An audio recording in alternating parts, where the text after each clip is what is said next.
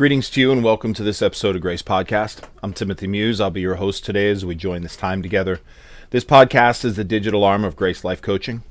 Grace Life Coaching is the work that we do together. We strive for you to be the best you.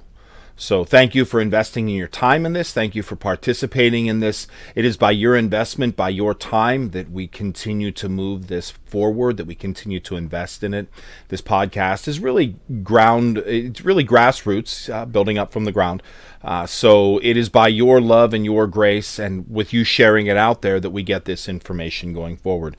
So if you're listening to this on one of the platforms, Spotify or iHeartRadio, I'd encourage you to subscribe to us. Follow us, give us a rating and review. The more positive ratings and reviews we get, then the platform sees that people are paying attention. If you connected through one of the social media platforms, Facebook or Instagram, then please share us out there. Like us, give us some comments, post, tag me in it. I'd love to see where you're at. I'd love to see where you're coming from. That would be a really cool and awesome thing to know where this podcast is having an effect and where this podcast is taking place. So do definitely share us out there. Let us know where you are. Let us know where you're connecting from. And if you want to reach out to me directly, if you want to have conversation with me, if you want to do some coaching or you've got questions or comments, you can reach me at the website, gracelifecoaching.com. I'd love to hear from you. It'd be awesome. There's a comment section. You can just go ahead and send me a message, or it's got my contact up there. You can text me or DM me or whatever you would like. However, it's best to get a hold of me. If you want to do some coaching, as long as we have a similar language, then we can do coaching. So I'd love to hear from you. I'd love to hear where you're at and what's going on. So please feel free to reach out and be part of that. Let's be part of a growing community. You know, I always say that, for you to be better doesn't mean that someone else has to fall down.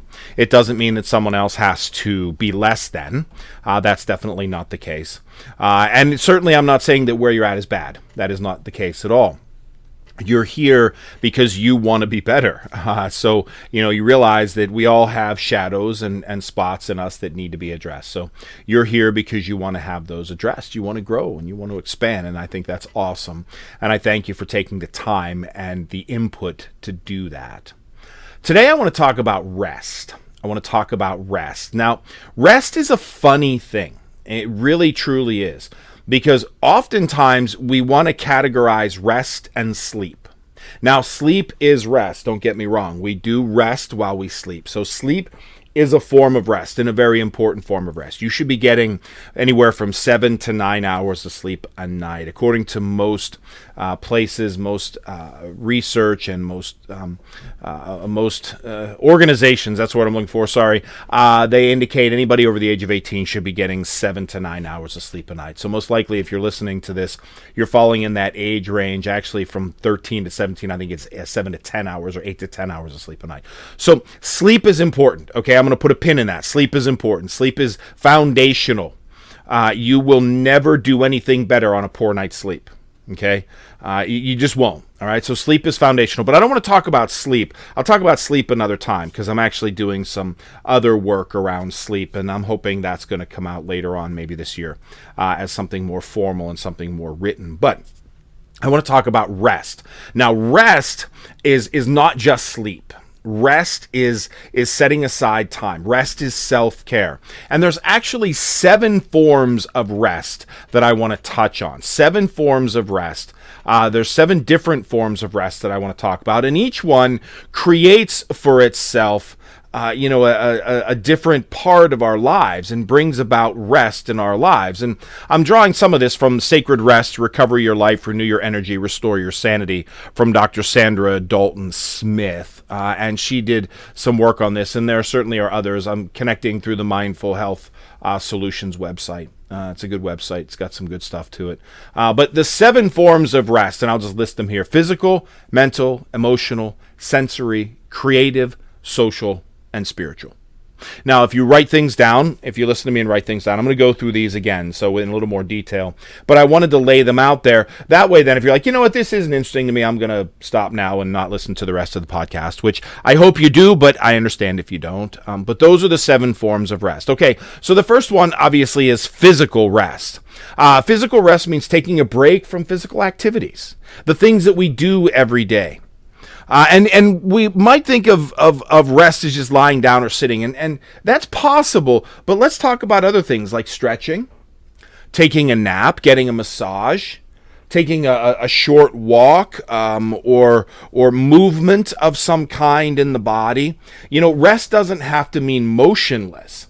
Rest actually can be setting aside what we do on a regular basis, what we're doing every day, and doing something else. So physically resting can mean actually moving. Because for me, I spend a lot of time in my desk chair. So getting a physical rest is not sitting in my chair. Getting a physical rest is stretching. And you know what? I have become a great purveyor of naps over the past few years. I think that as adults, we somehow get this work into our brains that we're not allowed to nap. Napping, I think, is one of the greatest hustles and the greatest gifts that we can have. 20 minutes, 25 minutes, particularly if you're someone like that lives in my world that has morning stuff, evening stuff. I can have long days. So napping is not a weakness. Okay, for anybody who thinks that, well, you need to take a nap, that means you're weak. No. That means actually that you're more connected to your body and you realize when you're tired. For most of us, when we get tired, we chug an energy drink or we take a cup of coffee or we stimulate ourselves. That's why the stimulant business is so high. That's why energy drinks and monster drinks, Red Bull, all that kind of stuff is selling billions of dollars a year, because we are overexhausted and we just continue to stimulate. That's also why there's so much alcohol use, because we stimulate up till about dinner time and then we have to go to sleep, so we use alcohol to calm down. Okay? Physical rest is the opportunity to give our muscles time to repair and recover, but is also a time for us to physically take a different road, a different rest, okay? To give our bodies a physical rest from the day-to-day routines that we do, all right? If you work out, you know that muscles don't grow when you're exercising. The muscles grow when you're resting. We grow when we sleep. We heal when we sleep. That's why rest is so important physically for our bodies and for our muscles. Okay, the second one is mental rest. Mental rest means taking a break from the constant mental stimulation that we have.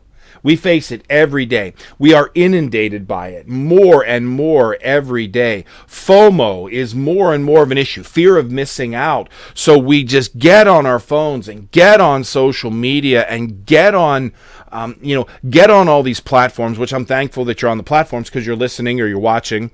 And if you're on the YouTube side of this, I'm sorry I didn't mention this earlier, then please subscribe to the channel and share us out there. Oh, there you go. A little shameless plug as we're talking about mental rest. But setting aside, making time for this, but then setting aside time to rest our brain. To rest our brain from the mental stimulation. Okay? We don't need to be mentally stimulated all the time. One of the challenges that we have, and I think one of the challenges we're seeing from the younger generation, and I'm not talking about kids, I'm talking about my generation too, is that there's such a need for mental stimulation all the time that we don't know how to function well when we're not being mentally stimulated. So we need to learn mental rest. We need to learn to turn off our phones, turn off the social media, turn off the constant connection, turn off all of the mental combatants, and give ourselves time to recharge and process information. It helps us focus. It helps us stay alert. And when we incorporate that into our routines, when we incorporate, quiet time, practicing mindfulness, so practicing meditation, practicing quiet breathing, again, all of these things that turn off the mental stimulation and give ourselves a mental rest. Okay. The third one is emotional rest, taking a break from the emotional demands. Okay. So, and I really think in a lot of ways and here's also where we get a challenge is mental and emotional really do intertwine. Okay. When we get on to the platforms, when we engage mentally and engage emotionally, what winds up happening is we wind up having a series, we have this emotional experience and this mental experience. It's all together. So stepping back from that, stepping aside from that, and being able to rest from that, spending time alone is a really powerful thing. I don't know about you, but I mean, I love being around people. I'm an extrovert by nature, by creation. So I love being around people. But when spending time alone is really important for me. It's a really important way for me to be able to, be by myself, to get that emotional rest, that emotional regulation. So spending time by myself is a really important thing. It's one of the chief things that we can do. We avoid stressful situations and not to avoid them all the time. Okay. I'd like to be able to say that we can avoid stressful situations all the time, but that's not the case. I mean, we can avoid stressful situations all the time, but we don't constantly need to be in stressful situations. We don't need high stress situations in order to define our identity. That's not necessary. That's not appropriate. So what we want to do is we want to then be able to avoid them from time to time. Find ourselves in a place where we can be in our parasympathetic nervous system, when we can be at peace. We can do that by practicing self-care. Taking a nice hot shower, maybe getting a little bit of a massage, or learning some, doing some personal therapies, red light therapies, breathing exercises, taking a walk in nature. I think one of the other challenges we have is we're so disconnected from the world around us. So taking a walk in nature is really, really an important thing to do as we get some emotional rest. Give ourselves time to process our feelings. Again, and that's one of the things we don't do very well. We don't process our feelings very well. We don't talk about our feelings very well. We lose emotional balance, and we find ourselves burned out because we have feelings layered on top of feelings, layered on top of feelings that we're not really processing through. And then we overthink, and we go back and we deal with, and it becomes a bigger issue. We don't have to do that when we allow ourselves time to step aside. And do that. And so mental rest and emotional rest, both of those, journaling is a really powerful thing. Writing out our thoughts, writing out our feelings, writing out what's going on is a really powerful thing, because then it helps us to process and take a break from all the stuff that's inside of us. Okay, the fourth one is sensory rest. Now, again, and as I'm laying this out, we are constantly bombarded by sensory input. We face it every day. We are bombarded with noise and light and stimuli all the time. Our ancestors, who didn't have the joy of cheap, available electricity, they had to go to bed. They had to turn the lights out. They had to turn the oil lamps out, or the candles out, which were very expensive to burn. So they ran on the cycle of the sun and the moon. We don't have that challenge. We have conquered time in that we can go 24/7, 365. Our bodies can run on stimulant, like I talked about earlier. We have this light, and so we can just be bathed in a sensory stuff all the time. But our brain was never designed to be that way. Our brain was never designed to have that level of sensory stimulation. So we need to learn how to step away from that, how to step away and get some sensory rest. Again, and a lot of it's going to sound like what we talked about already. Turning off the TV, getting off your phone, getting off the social media platforms, closing your eyes, closing your ears. I mean, like putting your fingers in your ears or putting earplugs in, if you have the capability of doing that for a few minutes. Spending time in a quiet room. Quiet is really a challenge for us. When I lead meditation, I often find people will spend time in quiet for about 30 seconds, and then they start to get squirmy. And that's why we push through it. So quiet time. Taking a bath. Now, me, I'm a pretty big framed kind of guy, so I really haven't met a bathtub that is going to be conducive for me, but I would love the capability of just soaking in a bath. I mean, not only does that bring your senses to the moment, your body feels that, but I mean, maybe you can read a book or listen to some nice music or light a candle, but you really, if you're going to FaceTime in the bathtub, then maybe we need to talk about boundaries and the such. We're going to talk about in a little bit. So listening to calming music, practice breathing. Breath work is really an important thing. Box breathing, long inhale, long exhale. There's so many things out there that you can use, but taking a sensory rest. Now I know, and look, if you're coming from a younger generation standpoint that has seen sensory all the time, you may not realize just how inundated we are, but we are overwhelmed. Our sensory perceptors are overwhelmed by stuff all the time. as a spiritualist, and we're going to talk about spirituality a little bit, but as a spiritualist, quiet time is really a powerful time. I really encourage dwelling in silence, dwelling in quiet. All right. The fifth one is creative rest. Creative rest means, taking a break from the constant creative demands we face every day. We do face creative demands every day. We have to craft our life. We have to engineer our life. If you work in a world that you have to produce, there's a level of creativity. So taking a break from work, okay, that's a big thing. I'm going to say it out there. Taking a break from work, not working all the time, huge thing. Resting from work. But again, not just sitting around doing nothing, being creative, but being creative in activities that you enjoy. Hobbies. Drawing, painting, knitting, cooking. I like to cook. Cooking is one of the things that I do to step aside from my reality.